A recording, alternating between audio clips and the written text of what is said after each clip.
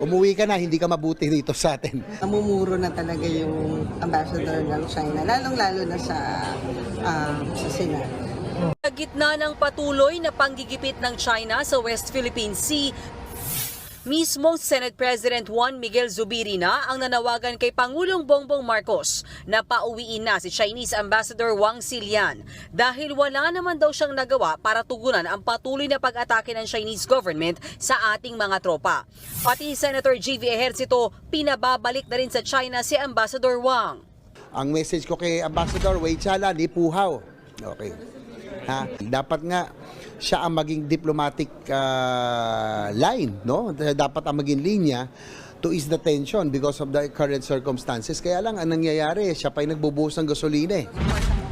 Maging si Senator Nancy Binay, pabor na palitan na ang Chinese ambassador.